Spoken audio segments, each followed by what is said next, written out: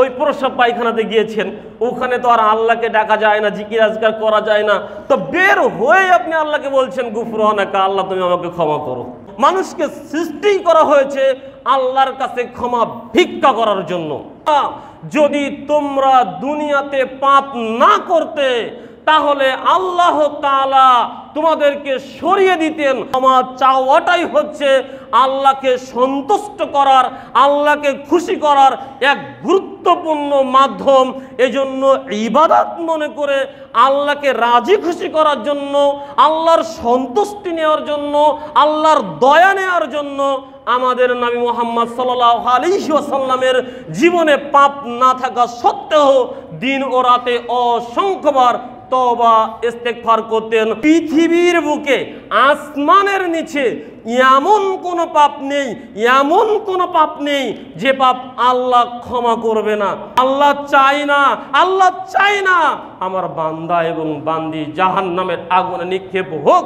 আল্লাহ চায় না আমার বান্দা এবং বান্দি জাহান্নামের শাস্তি ভোগ করুক। আল্লাহ চাই আমার বান্দা এবং বান্দি আমি জান্নাত নামক যে সুখের স্থান রেখেছি ওই জায়গায় গিয়ে তারা আরাম আয়েশে তাদের জীবন অতিবাহিত করুক। তার উপস্থিত বাইতুল মামুর চাঁদ জামে মসজিদ আদাবর শ্যামলীর সম্মানিত মুসল্লিবৃন্দ, জবনিকার অন্তরলে শ্রদ্ধাস্পতিনী স্নেহাশীল মা ও ভগ্নীগণ, আলোচনার শুরুতে সে মহান আল্লাহ তাআলা দরবারে শুকরিয়া আদায় করছি যে মহান আল্লাহ সুবহানাহু ওয়া তাআলা আমাদেরকে এখনো পর্যন্ত সুস্থ রেখে স্বাভাবিকভাবে জীবনযাপনের তৌফিক দান করেছেন এবং আজকের অত্র মসজিদে যথাসময়ে জুম্মার খুতবার পূর্বে মসজিদে হাজির হওয়ার জন্য তৌফিক দান করেছেন। সে আল্লাহ তাআলা দরবারে সেজদায়ে শুকর, সকলে বলি আলহামদুলিল্লাহ। দরুদ ও সালাম রাসূলের প্রতি, যিনি আমাদেরকে দুনিয়াবী জীবনের ভুল ভ্রান্তি হতে মুক্ত হয়ে পরকালীন জীবনের পথ কিভাবে সুগম করা যায় সে দিক নির্দেশনা প্রদান করে গিয়েছেন। সে রাসূলের প্রতি অগণিত দরুদ ও সালাম পেশ করি। সকলে বলি আল্লাহুম্মা সাল্লি আলাইহি আল্লাহুম্মা বারিক আলাইহি। সম্মানিত উপস্থিতি, আমি আপনাদের সম্মুখে সূরাতুল জুমারের 53 নম্বর আয়াত এবং নবী সাল্লাল্লাহু আলাইহি ওয়াসাল্লামের জবানি হতে বুখারী মুসলিম মিশকাতের 2330 নম্বর হাদিসটি বর্ণনা করে শুনিয়েছি। তেলাওয়াতকৃত আয়াত ও বর্ণিত হাদিসকে কেন্দ্র করে আমি আমার আলোচনার বিষয় নির্ধারণ করেছি ক্ষমা। বর্ণিত বিষয়ের প্রতি পবিত্র কোরআন ও সহিহ হাদিসের আলোকে আমার অতীয় ক্ষুদ্র বিদ্যায় এক জনকল্যাণকর সংক্ষিপ্ত আলোচনা রাখার চেষ্টা করব ইনশাআল্লাহ। সম্মানিত উপস্থিতি, আপনারা আলোচনার বিষয় অবগত হয়েছেন। আলোচনার বিষয় হচ্ছে ক্ষমা। অতএব আমরা মানব জাতি, আল্লাহ আমাদেরকে আশরাফুল মাখলুকাত হিসাবে সৃষ্টি করেছেন। আমাদের জীবনে অনেক সময় ভুল ত্রুটি হয়ে যায়, হবে, এটাই স্বাভাবিক, কারো কম কারো বেশি। এখন আমাদের জানার বিষয় যে আল্লাহ তাআলার নিকটে ক্ষমা চাওয়ার গুরুত্ব কেমন, কতটা গুরুত্ব আমাদের জীবনে ক্ষমা চাওয়ার কি কোনো প্রয়োজনীয়তা রয়েছেন? এছাড়া আল্লাহ তাআলা কি পরিমাণ পাপ ক্ষমা করবেন, কোন পাপ ক্ষমা করবেন অথবা কোন পাপ ক্ষমা করবেন না। এছাড়াও আমরা আরেকটা বিষয় লক্ষ্য করতে পারি, আমাদের সমাজে অনেক সময় যাদেরকে আমরা সমাজের পাপী লোক হিসাবে জানি যে তারা পাপ করে, এই মানুষগুলো যখন বিপদে পড়ে বা অসুস্থ হয়ে বা কোনো এক অবস্থায় আমাদের কাছে এসে দোয়া চাই, আমরা এই মিম্বর থেকে দাঁড়িয়ে বা মসজিদের সামনে থেকে দাঁড়িয়ে বলি যে অমুক ব্যক্তি দোয়া চেয়েছেন, আপনারা তার জন্য দোয়া করেন, আল্লাহ তাকে হেদায়েত দান করুন। হেদায়েত বললে তো আবার অনেকেই অখুশি হবেন, যে আল্লাহ তাকে সঠিক পথে পরিচালিত করুন এবং আল্লাহ তাকে সুস্থতা দান করুন এবং আল্লাহ তার জীবনের গুনাহ খাতাকে মাফ করুন। এমনভাবে যদি আমরা দোয়া করি তাহলে আমাদের মধ্য থেকে কিছু মানুষ অখুশি হয়ে যায় যে আসলেই ওই মানুষটি এই ধরনের পাপী, তার জন্য হুজুর আপনি কেন দোয়া করলেন? আসলেই এভাবে দোয়া করা যাবে কি না, অথবা আপনার এই প্রতিবাদটা সঠিক আছে কি না। আমরা অনেক সময় দেখি আমাদের পাড়া মহল্লায় চায়ের দোকানে আমরা তো অল্প জ্ঞানী মানুষ, এ সমস্ত জায়গায় অনেক জ্ঞানীগুণী মানুষ তারা বসেন, তারা অনেক সময় এক ব্যক্তি নিয়ে আলোচনা করতে করতে বলেন আল্লাহকে ক্ষমাই করবে না, আল্লাহ তাকে ক্ষমাই করবে না, এমন একটা ফতোয়া দিয়ে দেন। আসলে এই ফতোয়াটাও কতটুকু সত্য, এমন কথা আমাদের বলা ঠিক হবে কিনা, এই বিষয়গুলো আজকের এই আলোচনার মধ্য দিয়ে আপনাদের সামনে তুলে ধরার চেষ্টা করব ইনশাআল্লাহ। সম্মানিত উপস্থিতি, আলোচনার বিষয় ক্ষমা। মানব জীবনে ভুল হয়, হবেই স্বাভাবিক, আর হতে হবে, হয়ই বটে। মানুষ জেনে অথবা না জেনে কীভাবেই যে মানুষ পাপ করে ফেলে, ভুল করে ফেলে, এর জন্য আমাদের ক্ষমা চাওয়ার প্রয়োজনীয়তা আছে কিনা? অবশ্যই ক্ষমার প্রয়োজনীয়তা, ক্ষমার গুরুত্ব একজন মানুষের জীবনে অপরিসীম, অবর্ণনীয়। আপনাকে আমি বর্ণনা দিয়ে পেশ করতে পারবো না যে আপনার আমার জীবনে ক্ষমা চাওয়ার গুরুত্ব এবং প্রয়োজনীয়তা কত বেশি। সম্মানিত উপস্থিতি, কেননা ক্ষমাই হচ্ছে একজন মানুষের জন্য সবচেয়ে একটি গুরুত্বপূর্ণ ইবাদত। ক্ষমাই হচ্ছে, ক্ষমা চাওয়াটাই হচ্ছে একজন ব্যক্তির জন্য তার জীবনে সবচেয়ে গুরুত্বপূর্ণ ইবাদত। দেখেন, আল্লাহ তাআলা আপনাকে আমাকে সৃষ্টি করেছেন, যে কথা আপনি আমি জানি। সূরা জারিয়াতের 56 নম্বর আয়াতে আল্লাহ বলছেন, অমা খলাকতুল জিন্না ওয়াল ইনসা ইল্লা লিয়াবুদুন। আমি মানুষ এবং জিন জাতিকে সৃষ্টি করেছি শুধুমাত্র কেবলমাত্র আমার ইবাদত করার জন্য। অতএব আপনার আমার সৃষ্টির মূল লক্ষ্য উদ্দেশ্য হচ্ছে আপনি আমি আল্লাহ তাআলার ইবাদত করব।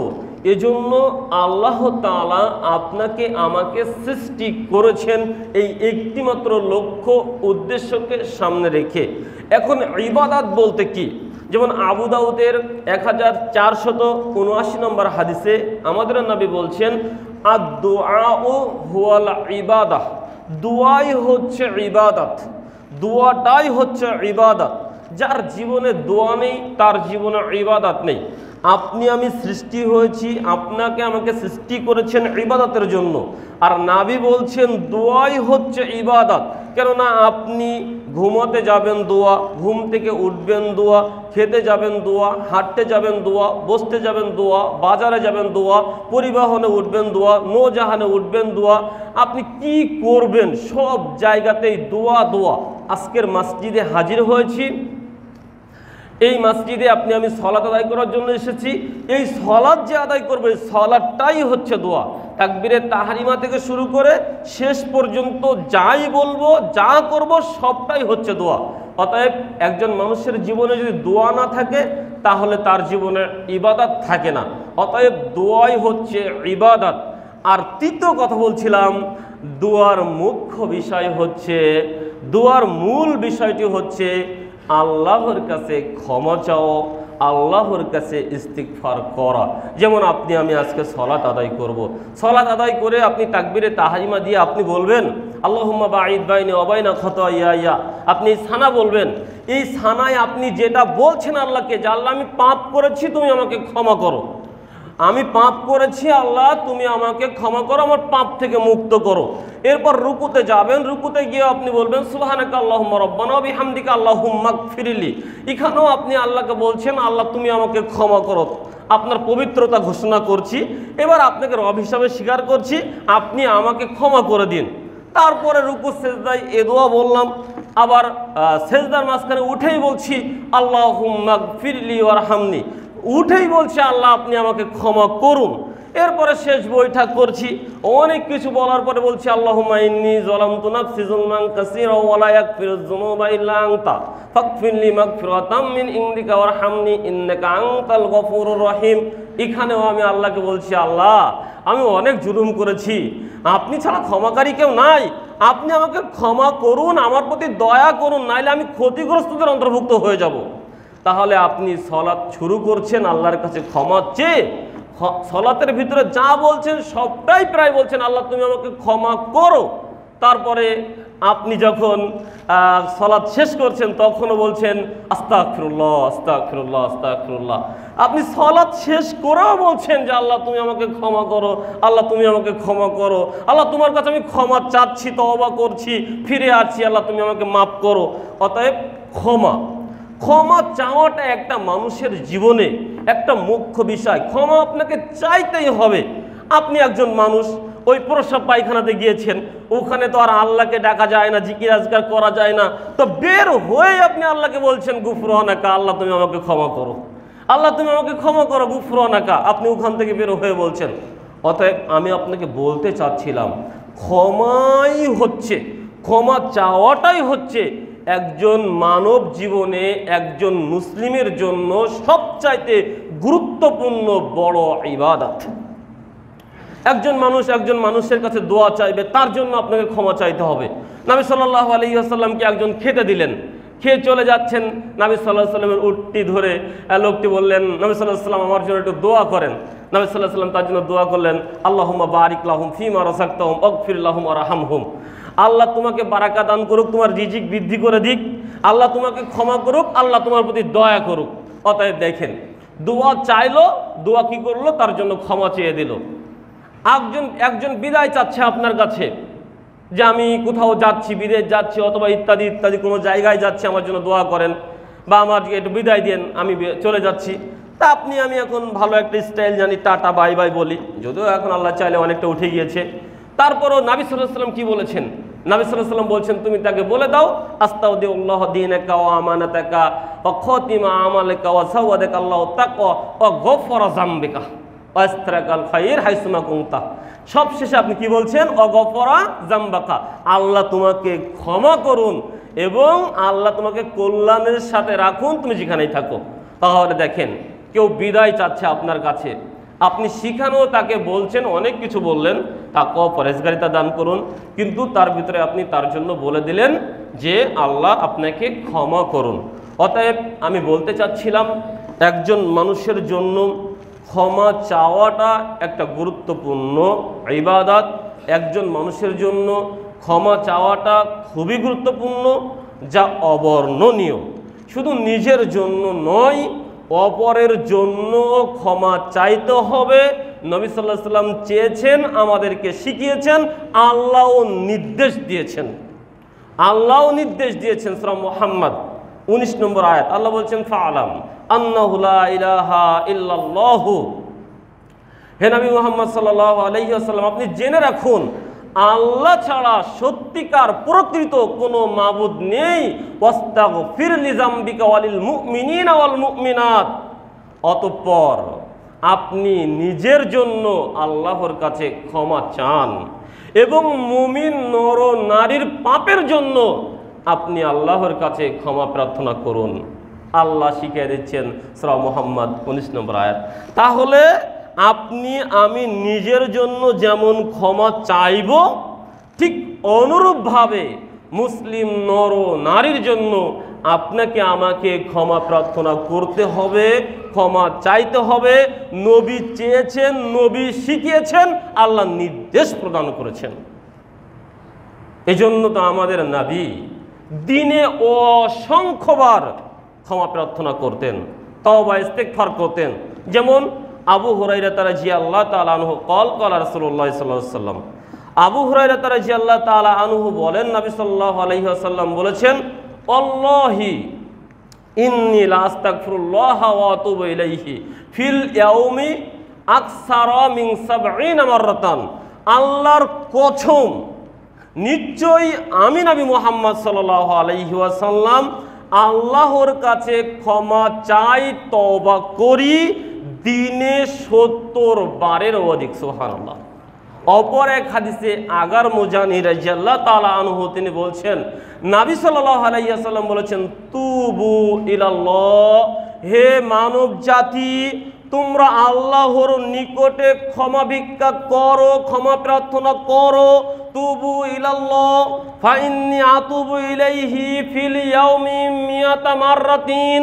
কেননা আমি নবী মুহাম্মদ সাল্লাল্লাহু আলাইহি ওয়াসাল্লাম দিনে 100 বার আল্লাহর নিকটে ক্ষমা ভিক্ষা করি, তওবা করি, ইস্তেগফার করি। এ কথা নবী মুহাম্মদ সাল্লাল্লাহু আলাইহি ওয়াসাল্লাম বলছেন। মুসলিম মিশকাতের 2325 নম্বর হাদিস, আর আগের হাদিসটি 2300, বুখারী মিশকাতের 2323 নম্বর হাদিস। অতএব পরপর এই দুটি হাদিস আপনার সামনে পেশ করে আপনাকে আমি যে কথাটি বলতে চাচ্ছিলাম, আমাদের নবী পূর্বেও বহুবার বলেছি, আপনিও জানেন, তবে কথার প্রেক্ষিতে বলতেই হয়, আমাদের নবী পৃথিবীর সবচাইতে শ্রেষ্ঠ মানুষ, যার মতো আল্লাহ রাব্বুল আলামিন, যার মতো মানুষ নবী রাসূল পয়গম্বর থেকে শুরু করে তার মতো মানুষ আর পৃথিবীতে কাউকে সৃষ্টি করেননি। আদম আলাইহিস সালাম থেকে শুরু করে নবী রাসূল পয়গম্বর যা কিছু পাঠিয়েছেন, এতবধি পর্যন্ত যত মানুষ দুনিয়াতে এসেছে, এখন আছে এবং কিয়ামত পর্যন্ত আসবে, তাদের ভিতরে সবচাইতে শ্রেষ্ঠ পরহেজগার আল্লাহ ভীতি মানুষটি হচ্ছেন আমাদের নবী মুহাম্মদ সাল্লাল্লাহু আলাইহি ওয়াসাল্লাম।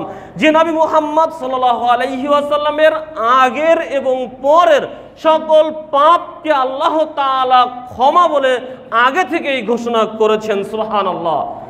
এই মানুষটি, এই নবীটি দিনে তওবা করছেন 70 বার 100 বার।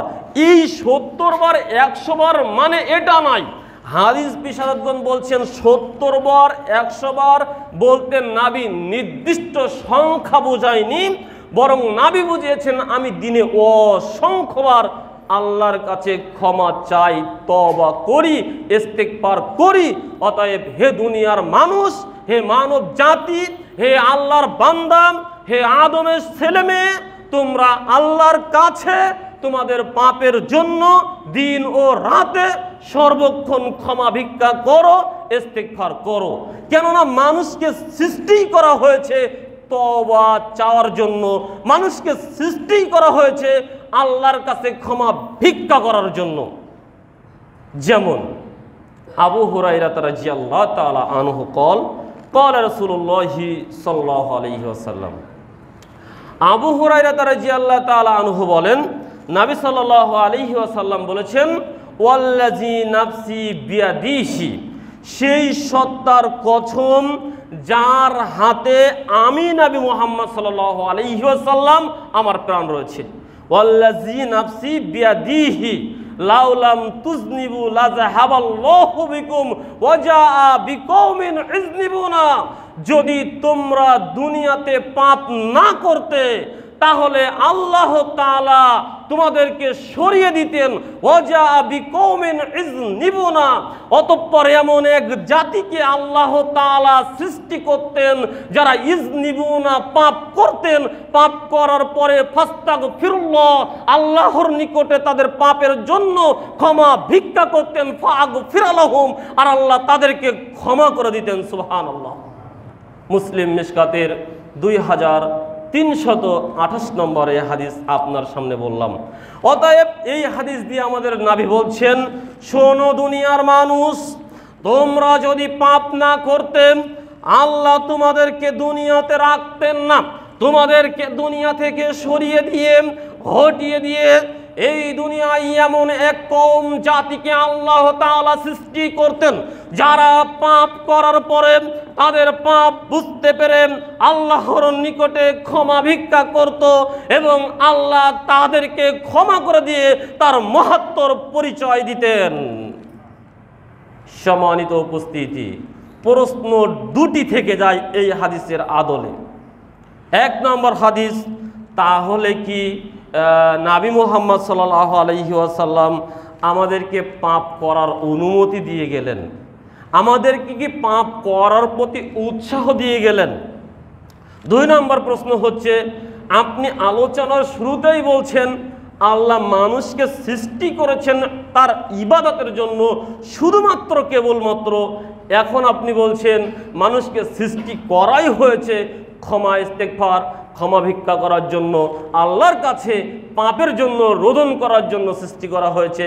তাহলে কোরআনের আয়াত আর এই হাদিস সাংঘর্ষিক হয়ে গেল।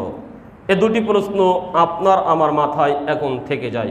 সম্মানিত উপস্থিতি, প্রথম কথা হলো আল্লাহ তাআলা এবং আমাদের নবী মুহাম্মদ সাল্লাল্লাহু আলাইহি ওয়াসাল্লাম এই বাক্যর মধ্য দিয়ে আপনাকে আমাকে পাপ করার প্রতি অনুমতি দেননি, বরং আপনি আমি পাপ করে ফেলবো যে কোনোভাবেই, যে কোনো পন্থায়, জেনে অথবা না জেনে, অথবা শয়তানের প্রলোভনে, দিন অথবা রাতে, এমনিতেই আপনার আমার পাপ হয়ে যাবে।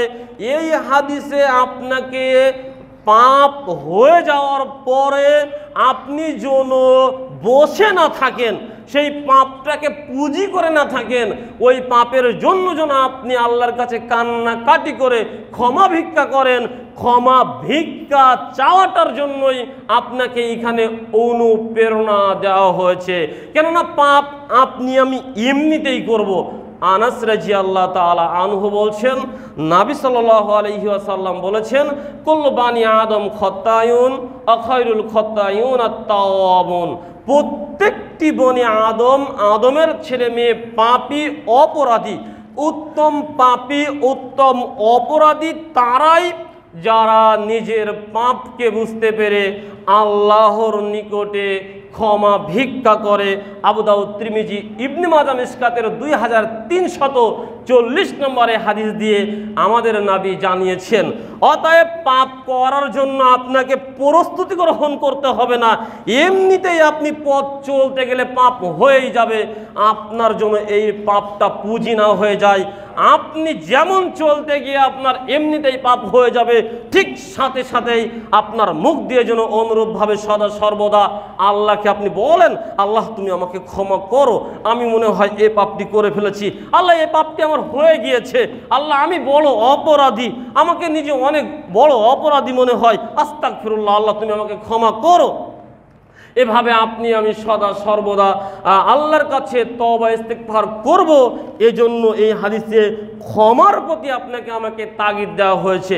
দ্বিতীয় কথা হচ্ছে যে আল্লাহ তাআলা মানব জাতিকে সৃষ্টি করেছেন ইবাদতের জন্য, আর ক্ষমা চাওয়াটাই যেহেতু মুখ্য ইবাদত, গুরুত্বপূর্ণ ইবাদত, তাই আল্লাহ যে কারণেই সৃষ্টি করেছেন ক্ষমা চাওয়ার মধ্য দিয়ে সেই লক্ষ্য উদ্দেশ্য পূরণ হয়ে থাকে। যেন না আপনাকে আমি বলি, পূর্বের যে হাদিস দুটি বলেছি সেই হাদিসে আমাদের নবী দিন ও রাতে অসংখ্যবার তওবা ইস্তিগফার করতেন, ক্ষমা প্রার্থনা করতেন, অথচ আমাদের নবীর জীবনে পাপ বলে কোনো শব্দ আল্লাহ রাখেননি আগে অথবা পরে। তাহলে আমাদের নবী কেন তিনি ক্ষমা প্রার্থনা করতেন, তওবা ইস্তিগফার করতেন? কেন না ক্ষমা চাওয়াটাই হচ্ছে ইবাদত, ক্ষমা চাওয়াটাই হচ্ছে আল্লাহকে সন্তুষ্ট করার, আল্লাহকে খুশি করার এক গুরুত্বপূর্ণ মাধ্যম। এজন্য ইবাদত মনে করে আল্লাহকে রাজি খুশি করার জন্য, আল্লাহর সন্তুষ্টি নেওয়ার জন্য, আল্লাহর দয়া নেওয়ার জন্য আমাদের নবী মুহাম্মদ সাল্লাল্লাহু আলাইহি ওয়াসাল্লামের জীবনে পাপ না থাকা সত্ত্বেও দিন ও রাতে অসংখ্যবার তওবা ইস্তিগফার করতেন। অতএব আল্লাহ যেটা বলেছেন, নবী যেটা বলেছেন, এই দুয়ের ভিতরে কোনো পার্থক্য নেই। সম্মানিত উপস্থিতি, ক্ষমা চাইলে আল্লাহ যত বড় খুশি হয়, অন্য ইবাদত দিয়ে আল্লাহকে তত খুশি করা যায় না, যেটা আপনি আমি অবগত রয়েছি। আপনি আমি অবগত রয়েছি বুখারী মুসলিম মিশকাতের 2332 নম্বর সেই হাদিস, যে হাদিসের কথা নবী আমাদেরকে বলেছেন, একজন ব্যক্তি মরুভূমির বুকে তার উটটি নিয়ে চলছিল, যে উটের পিঠে ছিল তার খাদ্য এবং পানীয়। এমত অবস্থায় তার উটটি তার কাছ থেকে ছুটে গেল, হারিয়ে গেল, আর তিনি মরুভূমির বুকে নিরাশ হয়ে গেলেন। কেননা তার যে জীবন ধারণের খাদ্য পানি ছিল ওটা তো উটের পিঠেই রয়েছে, এখন মরুভূমিতে তার খাদ্যও নেই, পানিও নেই। আর উটের স্বভাব হলো সে মনিব থেকে ছুটে গেলে আর মনিবের কাছে ফিরে আসে না। এজন্য ওই ব্যক্তি নিরাশ হয়ে মরুভূমিতে বসে রয়েছেন এক গাছের ছায়ায়, বা এমতো অবস্থায় বা যে কোনো জায়গায় তিনি তার সময় অতিবাহিত করছেন নিরাশ হয়ে, যে কখন আমার জীবন শেষ হয়ে যাবে, কেননা আমার খাদ্য নেই, আমার পানীয় নেই, আমি এখন হতাশ, আমি এখন নিরাশ। অতএব জীবনের সন্নিকট তার কাছে এসে গিয়েছে এমন একটি তিনি মনে করেছেন, গোধূলি লগ্নে তিনি পৌঁছে গিয়েছেন এমন তিনি মনে করেছেন। এমতো অবস্থায় তিনি হালকা ঘুমের পরে চোখ খুলে দেখে তার উটটি তার সামনে দাঁড়িয়ে রয়েছে, যে উটের পিঠে তার খাদ্য এবং পানি ছিল। তিনি আনন্দে আত্মহারা হয়ে উঠেই ছুটে গিয়ে ওই উটের রশিটি ধরলেন এবং আল্লাহর শুকরিয়া আদায় করলেন। আল্লাহ শুকরিয়া আদায় করতে গিয়ে তিনি যে বাক্য ব্যবহার করলেন, আল্লাহুম্মা আনতা আবদি ওয়া আনা রব্বুকা, আল্লাহ তোমার জন্যই প্রশংসা, তুমি আমার বান্দা, আমি তোমার প্রভু। আল্লাহুম্মা আনতার আবদি, হে আল্লাহ তুমি আমার বান্দা, আর ওয়া আনা রব্বুকা, আমি তোমার প্রভু। আমাদের নবী বললেন এই ব্যক্তি বাক্য উল্টিয়ে ফেলেছে তার খুশি আনন্দের কারণে। এই ব্যক্তি তার হারানো উট খুঁজে পেয়ে খুশি এবং আনন্দ এতটি হয়েছেন যে বাক্য উল্টিয়ে ফেলেছেন। যেখানে বলবে আল্লাহ তুমি আমার রব, আমি তোমার বান্দা, এ কথা না বলে তিনি বলছেন আল্লাহ তুমি আমার বান্দা, আমি তোমার প্রভু। আমাদের নবী বলছেন যখন কোনো মানুষ পাপ করার পরে বিপদগামী হবার পরে আবার ওই পথ থেকে ফিরে এসে তওবা করেন, ইস্তিগফার করেন, আল্লাহর কাছে কান্নাকাটি করে, এই ব্যক্তির চাইতেও আল্লাহ অনেক অনেক অনেক অনেক অনেক বেশি খুশি হয়ে যায়। সুবহানাল্লাহ। অতএব ক্ষমা চাওয়া একটা গুরুত্বপূর্ণ ইবাদত। ক্ষমা চাওয়ার মাধ্যমে আল্লাহকে অনেক বেশি রাজি এবং খুশি করা যায় বলে আমাদের নবী আমাদেরকে জানিয়েছেন। এজন্যই তো আবু যর গিফারি রাদিয়াল্লাহু তাআলা আনহু বলেন, নবী সাল্লাল্লাহু আলাইহি ওয়াসাল্লাম বলেছেন, আল্লাহ তাআলা তার বান্দাদেরকে ডেকে বলেন, ইয়া ইবাদি ইন্নাকুম তুখতিউনা ফিল লাইলি ওয়ান নাহারি ওয়া আনা আগফিরুয যুনুবা জামিআন। হে আমার বান্দাগণ, তোমরা যারা অপরাধ করেছো, পাপ করেছো দিনে অথবা রাতে, ওয়া আনা আগফিরুয যুনুবা জামিআন, আমি আল্লাহ তোমাদের দিন ও রাতের সকল প্রকার অপরাধ ক্ষমা করে থাকি। সুতরাং ফাস্তাগফিরুনি, তোমরা আমার নিকটে ক্ষমা ভিক্ষা করো, ফাগফির লাহুম, আমি আল্লাহ তোমাদের জীবনে দিন ও রাতে যে অপরাধই করেছো না কেন সকল অপরাধ আমি আল্লাহ ক্ষমা বলে ঘোষণা করলাম, আমি তোমাদেরকে ক্ষমা করে দেব। সুবহানাল্লাহ। হাদিসটি মুসলিম মিশকাতের 2326 নম্বর হাদিসে আমাদের নবী আমাদেরকে জানিয়েছেন। অতএব একজন বিপদগামী পাপী বান্দা বান্দিকে আল্লাহ তাআলা সব সময় ডেকে বলছেন, আমার বান্দা তোমাকে আমি খুব ভালোবাসি, আমার বান্দা তোমার প্রতি আমার অনেক দয়া, তোমার প্রতি আমার অনেক মায়া, তুমি বিপদগামী হয়ে গিয়েছো, তুমি পাপ করেছো হয়তো দিনের আলোতে বা রাতের অন্ধকারে, তুমি নিরাশ হয়েও না, তুমি আমাকে বলো না যে আমি পাপ করেছি, আমি অন্যায় করেছি, আমি নিজের নফসের উপরে জুলুম করেছি, একবার স্বীকার করে বলো, আমাকে একটু বলো আল্লাহ তুমি আমাকে ক্ষমা করো, আমি তোমার দিন ও রাতের যা কিছু রয়েছে না কেন আমি সব কিছু তোমার পাপকে আমি ক্ষমা করে দেব। এজন্যই তো আমি আল্লাহ, এই জন্য তো আমি গফুর, এজন্য তো আমি ক্ষমাশীল, এজন্যই তো আমি রহিম, এই জন্য তো আমি দয়াশীল। সম্মানিত উপস্থিতি, শুধু তাই নয়, আল্লাহ তাআলা যাতে করে বান্দা বিপদগামী না হয়ে যায়, বান্দা যাতে করে জাহান্নামী না হয়ে যায়, এজন্য আল্লাহ তাআলা আপনাকে ক্ষমা করার জন্য, আপনাকে মুক্ত করার জন্য আল্লাহ তাআলা দিন ও রাতের একটি সময় আপনার কাছে নিকটে চলে আসেন। আবু হুরায়রা রাদিয়াল্লাহু তাআলা আনহু قال رسول الله صلى الله عليه وسلم আবু হুরায়রা রাদিয়াল্লাহু তাআলা আনহু বলেন, নবী সাল্লাল্লাহু আলাইহি ওয়াসাল্লাম বলেছেন, ইয়ানজিলু রাব্বানা তাবারাকা ওয়া তাআলা কুল্লা লাইলাতিন ইলাস সামাঈদ দুনিয়া হিনা ইয়াবকা সুলুসুল লাইলিল আখির।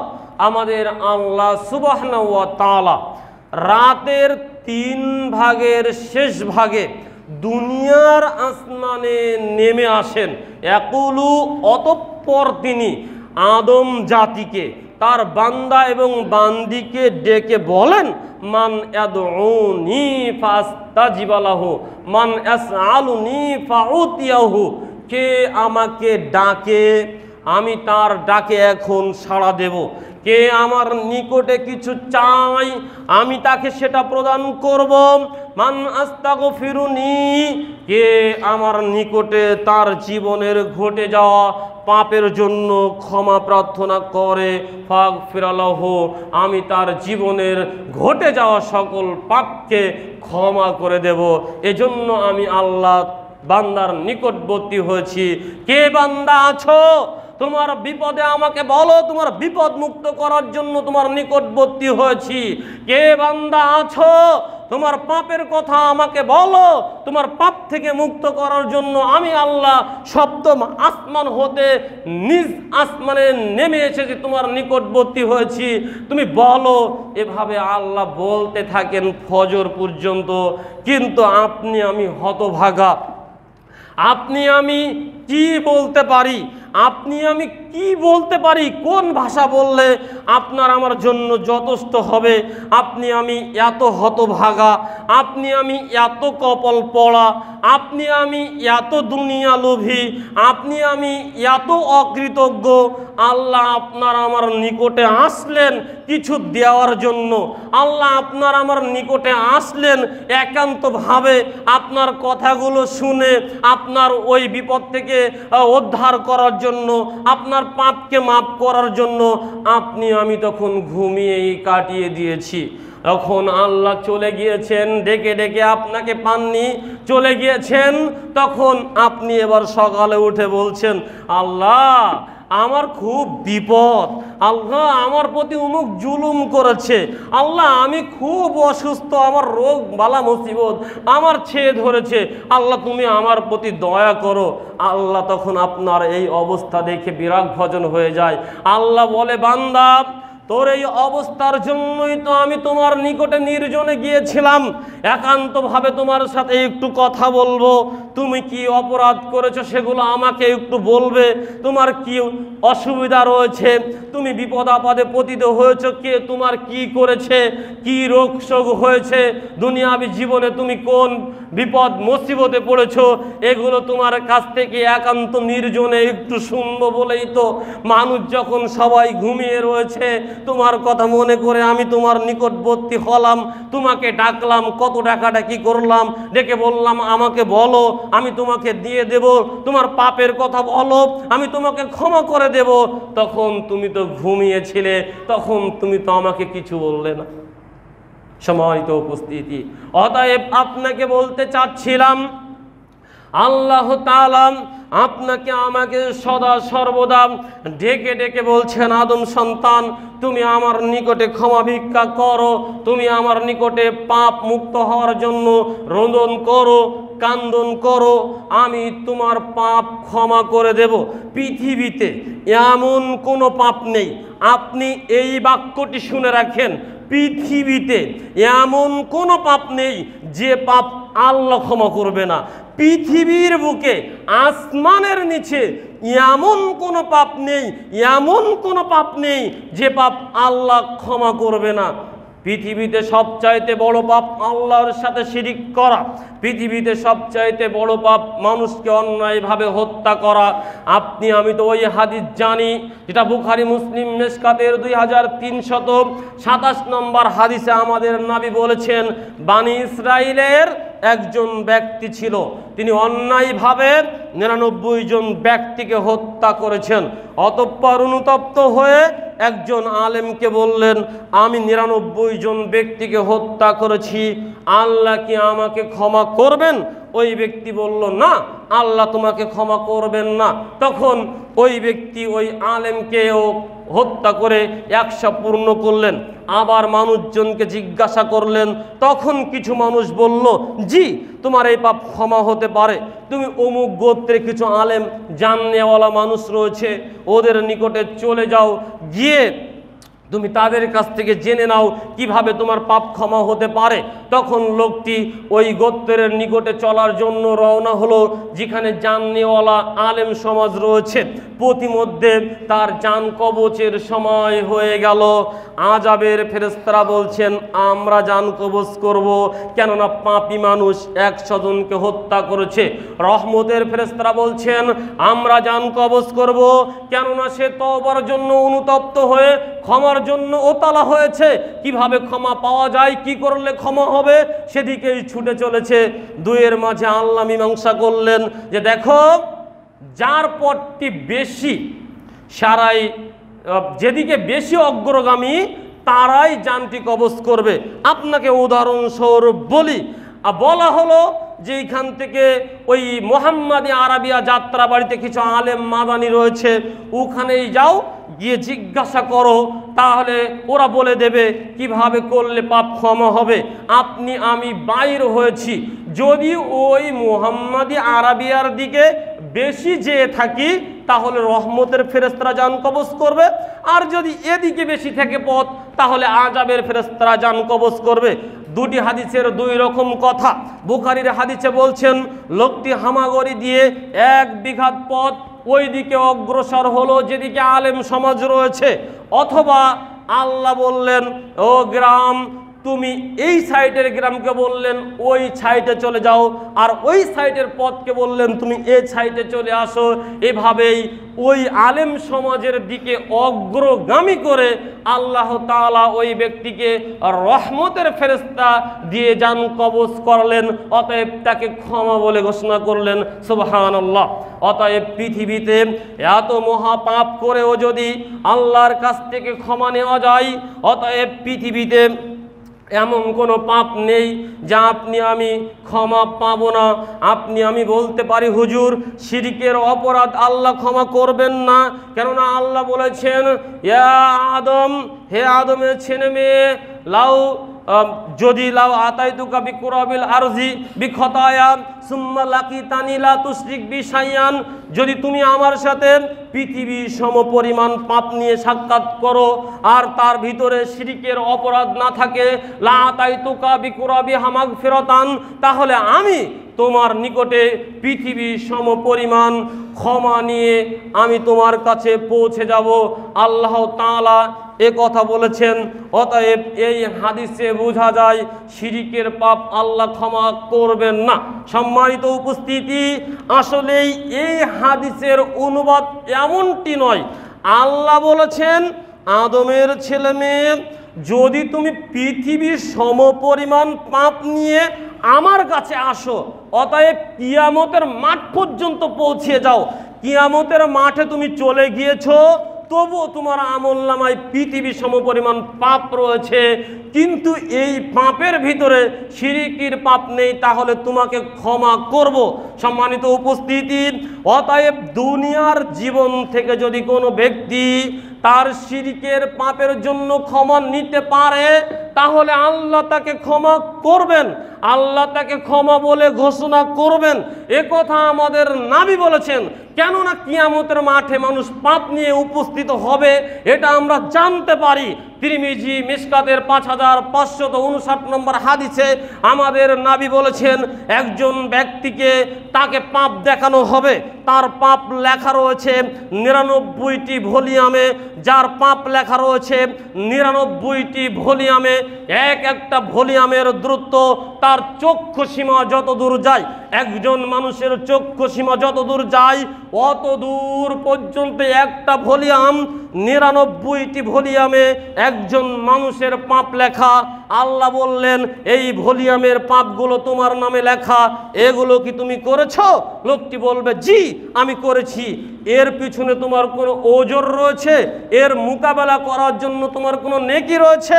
ব্যক্তি বলবেন জি না, এত বড় পাপের মোকাবেলায় আমার জীবনে এমন কোনো নেকি নেই যে এত বড় পাপের মোকাবেলা করতে পারে।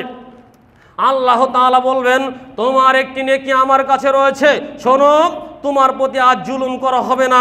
এভাবে আল্লাহ তাআলা একটি কাগজের টুকরা বাহির করবেন। লোকটি ভাববে আমার এত ভলিউম পাপ আর কাগজের টুকরাই কিভাবে আমার এই পাপের মোকাবেলা করবে? তখন আল্লাহ বলবেন এটাকে ওজন করো। তখন ওটাকে মিজানের পাল্লা দিয়ে ওজন করা হবে। 99 ভলিউম একদিকে, কাগজের টুকরা একদিকে। 99 ভলিউম হালকা হয়ে যাবে, কাগজের টুকরা ভারী হয়ে যাবে। কাগজের টুকরা খুলে দেখা যাবে ওখানে লেখা রয়েছে লা ইলাহা ইল্লাল্লাহ ওয়া আন্না মুহাম্মাদান আবদুহু ওয়া রাসূলুহু। আল্লাহ ছাড়া সত্যিকার প্রকৃত কোনো মাবুদ নেই এবং মুহাম্মদ সাল্লাল্লাহু আলাইহি ওয়াসাল্লাম আল্লাহর পক্ষ হতে প্রেরিত বান্দা এবং রাসূল। সুবহানাল্লাহ। অতএব বোঝা যায় মানুষ কিয়ামতের মাঠে পাপ নিয়ে উপস্থিত হবে, কিন্তু যার জীবনে আল্লাহর একত্ববাদ তাওহীদ, আল্লাহকে সত্য প্রভু ইলাহ বলে স্বীকার করে দুনিয়া থেকে বিদায় নিয়েছে, আল্লাহ তাকে ক্ষমা বলে ঘোষণা করবেন। সুবহানাল্লাহ। সম্মানিত উপস্থিতি, অতএব আপনাকে বলতে চাচ্ছিলাম পৃথিবীতে এমন কোনো পাপ নেই যা আল্লাহ ক্ষমা করবেন না। যদি আপনি ক্ষমা চেয়ে যেতে পারেন, বাকিটা আল্লাহর ইচ্ছা, বাকিটা আল্লাহর ইচ্ছা। পুরো আল্লাহই কি করবেন? আপনি ক্ষমা চাইবেন। আপনি শিরিক করেছেন, ক্ষমা চান। শিরিকের অপরাধ যদি ক্ষমা না হয়ে থাকে, ওমর ইবনে খাত্তাব রাদিয়াল্লাহু তাআলা আনহু ক্ষমা পাইতেন না। খালিদ বিন ওয়ালিদ রাদিয়াল্লাহু তাআলা আনহু, যার কারণে মুসলিম মিল্লাতের দ্বিতীয় পরাজয় বরণ হয়েছিল উহুদের মাঠে, তিনি ক্ষমা পাইতেন না। হিন্দা যিনি হামজা রাদিয়াল্লাহু তাআলা আনহার কলিজা চাবিয়ে খেয়েছিলেন, তাকে আমাদের নবী ক্ষমা বলে ঘোষণা করতেন না। তারা তো ইসলাম গ্রহণের পূর্বে মুশরিক ছিলেন, শিরিককারী ছিলেন। অতএব তারা শিরিককারী হওয়া পরেও তারা আল্লাহর কাছে ক্ষমা করেছে, নিজের পাপের জন্য কন্দন করেছে, তওবা ইস্তিগফার করেছে। আল্লাহ তাদের জীবনের সকল পাপকে ক্ষমা বলে ঘোষণা করেছেন। এজন্যই তো আল্লাহ বলেছেন সূরা তাহরিম 8 নম্বর আয়াত, ইয়া আইয়ুহাল্লাযীনা আমানু তুবু ইলাল্লাহি তাওবাতান নাসুহান আসা রাব্বুকুম আইয়ুকাফির আনকুম সাইয়্যাতিকুম ইদখুলুকুম জান্নাতিন তাজরি মিন তাহতিহাল আনহার। হে ঈমানদারগণ, তোমরা আল্লাহর নিকটে তওবা করো, ক্ষমা ইস্তেগফার করো, বিশুদ্ধ তওবা। আশা করা যায় আল্লাহ তোমাদের পাপকে মোচন করে দিবেন এবং তোমাদেরকে এমন একটি জান্নাতে প্রবেশ করাবেন যে জান্নাতের নিচ দিয়ে নদী নহর প্রবাহিত হয়েছে। সুবহানাল্লাহ। এই কথা আল্লাহ বলেছেন। অতএব আপনাদের নিকটে আমি এই কথাটি বলতে চাচ্ছিলাম, আসুন, জীবনে হয়তো ভুল করেছি, হতে পারে জীবনে পাপ, নিরাশ হওয়ার কোনো কারণ নেই। আসুন আল্লাহর কাছে ক্ষমা ভিক্ষা করি। আল্লাহ, আলোচনা শুনেছি, আজ থেকে আর কখনো পাপে লিপ্ত হব না। আপনাকে পাপ ক্ষমা নিয়েই যদি দুনিয়া থেকে যেতে পারেন, আল্লাহ আপনাকে ক্ষমা করবে। এ কথা আমাদের নবী বলেছেন। আল্লাহ আমাদেরকে তৌফিক দান করুন। সকলে বলি আল্লাহুম্মা আমিন। সম্মানিত উপস্থিতি, আমরা অনেক সময় বলে থাকি ও অত বড় অপরাধী, আল্লাহ তাকে ক্ষমা করবে না, এ কথা বলে থাকি। জুনদুব রাদিয়াল্লাহু তাআলা আনহু বলছেন, নবী সাল্লাল্লাহু আলাইহি ওয়াসাল্লাম বলেছেন, হাদ্দাসান্না রাজুলান ক্বালা আল্লাহি লা ইয়াগফিরুল্লাহু লিফুলানিন। একজন ব্যক্তি সে বলল, আল্লাহর কসম আল্লাহ উমুককে ক্ষমা করবেন না। ওয়া ইন্নাল্লাহ তাআলা ক্বালা, আল্লাহ তাআলা তখন বলেন, মানজাল্লাযী ইয়াতাআল্লা আলাইয়া আন লা আগফিরা লি ফুলানিন। কার এত হিম্মত রয়েছে যে আমাকে কসম দিয়ে বলতে পারে আমি তাকে ক্ষমা করব না? ফাইন্নি কদ গফারতু লি ফুলানিন, যাও আমি ওই ব্যক্তিকে ক্ষমা করে দিলাম তার জীবনের সকল পাপ। ওয়া আহবাতু আমালাকা, আর যে বলেছে আমি তাকে ক্ষমা করব না, ওই ব্যক্তির জীবনের সকল আমলকে আমি নষ্ট করে দিলাম। এ কথা আমাদের নবী মুহাম্মদ সাল্লাল্লাহু আলাইহি ওয়াসাল্লাম বলেছেন মুসলিম মিশকাতের 2334 নম্বর হাদিসে। অতএব ফতোয়া দেওয়ার আগে আপনি একটু ভেবে ফতোয়া দিবেন। আপনি এ কথা বলিয়েন না আল্লাহ তাকে ক্ষমা করবে না। আল্লাহ ক্ষমা করবে, আল্লাহ সকলের জন্য ক্ষমা রেখেছেন। আপনি তাকে বলতে পারেন সে যে কাজটি করে সেটা অন্যায়, যে কাজটি করে সেটা পাপ, তার জন্য আল্লাহ তাকে শাস্তি দিবেন, আবার ক্ষমাও করলেও করতে পারেন। সে যদি ক্ষমা ভিক্ষা করে আল্লাহ তাকে ক্ষমা করবেন, সে যদি ক্ষমা ভিক্ষা করে আল্লাহ তাকে ক্ষমা করবেন। পশ্চিম দিক হতে সূর্য ওঠার পূর্ব পর্যন্ত মুসলিম মিল্লাতের দুনিয়ার কোনো নর নারী যদি আল্লাহর কাছে তার অপরাধ বুঝতে পেরে ক্ষমা ভিক্ষা করে আল্লাহ তাকে ক্ষমা করবেন। এ কথা আমাদের নবী বলেছেন, মান তাবা ক্বাবলা আন তাতলা শামসু মিন মাগরিবিহা তাবাল্লাহু আলাইহি। যে ব্যক্তি পশ্চিম দিক হতে সূর্য উদিত হওয়ার পূর্বে আল্লাহর নিকটে ক্ষমা ইস্তিগফার করবে, আল্লাহ তার জীবনের পাপকে ক্ষমা বলে ঘোষণা করবেন। মুসলিম মিশকাতের 2331 নম্বর হাদিসে আমাদের নবী এ কথা বলেছেন। অতএব পৃথিবীতে ক্ষমা হবে না এমন কোনো পাপ নেই। জিহাদের ময়দান থেকে যদি কেউ পলায়ন করে আর আল্লাহর কাছে তওবা করে কান্নাকাটি করে, তবুও আল্লাহ ওই জিহাদের মাঠ থেকে পালায়নকারী ব্যক্তিকেও ক্ষমা করবেন। যে কথা তিরমিজি মিশকাতের 2353 নম্বর হাদিসে আমাদের নবী বলেছেন, যদি কেউ আল্লাহকে বলে আস্তাগফিরুল্লাহাল্লাযী লা ইলাহা ইল্লা হুয়াল হাইয়ুল কাইয়্যুম ওয়া আতুবু ইলাইহি, ওই ব্যক্তিকে আল্লাহ ক্ষমা করে দিবেন যদিও সে জিহাদের মাঠ থেকে পলায়ন করে। সুবহানাল্লাহ। সম্মানিত উপস্থিতি, অতএব এতগুলো কথা দিয়ে আপনাকে আমি বলতে চাচ্ছিলাম আপনি পাপ করবেন এ কথা নয়, আপনি আল্লাহর কাছে ক্ষমা চাইবেন, আপনি আল্লাহর কাছে ক্ষমা চাইবেন, আপনি আল্লাহর কাছে ইস্তিগফার করবেন। আপনি হাঁটতেছেন, আপনি বলেন আস্তাগফিরুল্লাহাল্লাযী লা ইলাহা ইল্লা হুয়াল হাইয়ুল কাইয়্যুম ওয়া আতুবু ইলাইহি। আপনি আপনার স্ত্রীর সঙ্গে কথা বলছেন, আপনি বলেন আস্তাগফিরুল্লাহ আস্তাগফিরুল্লাহ আস্তাগফিরুল্লাহ। আপনি বন্ধুর সঙ্গে কথা বলছেন, বলে উঠুন আল্লাহ তুমি আমাকে ক্ষমা করো।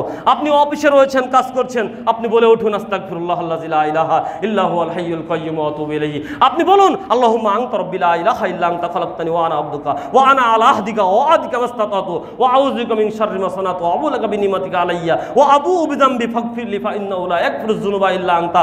আপনি বলুন, আমাদের নবী বলছেন যদি কোনো ব্যক্তি সকালে এই দোয়াটি পাঠ করে আর সন্ধ্যার ভিতরে মৃত্যুবরণ করে ও জান্নাতি, আবার সন্ধ্যায় যদি একবার পাঠ করে সকাল হওয়ার পূর্বে যদি মৃত্যুবরণ করে ও জান্নাতি। একে বলে সাইয়্যিদুল ইস্তিগফার, ক্ষমা প্রার্থনার প্রধান দোয়া।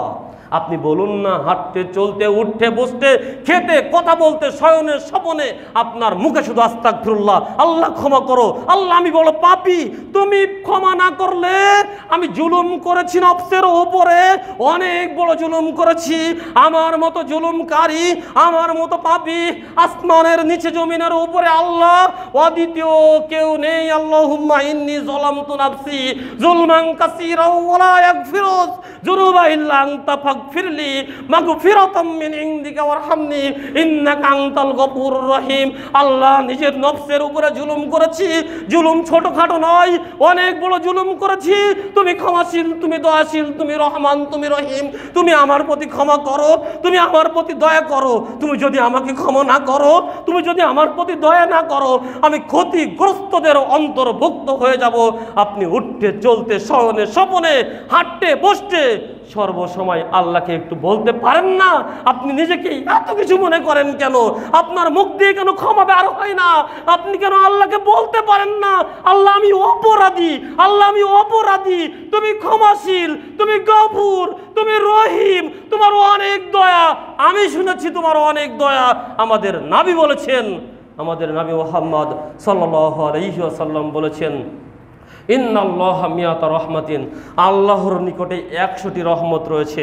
আনজালা মিনহা রহমাতান ওয়াহিদাতান বাইনাল জিন্নি ওয়াল ইনসি ওয়াল বাহাইমি ওয়াল হাম্মি।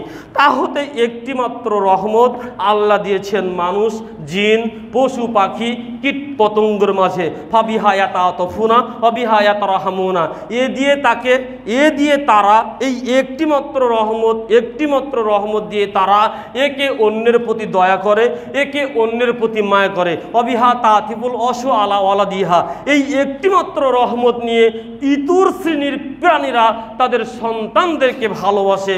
কত ভালোবাসা বাসে এ কথা আপনাকে আমি কি করে বলি, কত ভালোবাসা বাসে। একজন পশুও যে তার সন্তানকে কত ভালোবাসা বাসে কি করে বলি। ওই যে একটা কি যেন হয়, পশু পাখির একটা ভিডিও দেখা যায়, ওখানে দেখা যায় সিংহ ও সদ্য প্রসারিত ওই মোষের বাচ্চার উপরে আক্রমণ করেছে। মা ওই সিংহের মাঝে নিজের সন্তানকে রেখে পালিয়ে যায় না, চেষ্টা করে প্রাণপণ তাকে বাঁচানোর, এক পর্যায়ে নিজেরও জীবন দিয়ে দেয় এবং সন্তানের জীবন হয়ে যায়। আরে আপনার চোখের সামনে পত্রিকায়, সেদিন একটা পত্রিকায় দেখলাম যে মা এবং সন্তান ওই নৌকা দিয়ে লঞ্চ দিয়ে যাচ্ছে, হঠাৎ সন্তান পড়ে গেল মায়ের হাত থেকে ওই পানিতে, মাও ঝাঁপিয়ে পড়লেন নদীতে, সন্তানও মৃত্যুবরণ করলো, মাও মৃত্যুবরণ করলো। মা একটু ভাবলো না আমি তো সাঁতার জানি না, আমি যদি নদীতে ঝাঁপিয়ে পড়ি আমার মৃত্যু হবে, এই টেনশন এই ভীতি তার ভিতরে ছিল না। সন্তান কোল থেকে পড়ে গিয়েছে, এটা মায়ের ভালোবাসা। ওই আপনি অপারেশন থিয়েটারে নিয়ে যান, ডাক্তার এসে আপনাকে বলে আপনি বাঁচলে, আপনার স্ত্রী বাঁচলে আপনার সন্তান বাঁচবে না, সন্তান বাঁচলে স্ত্রী বাঁচবে না।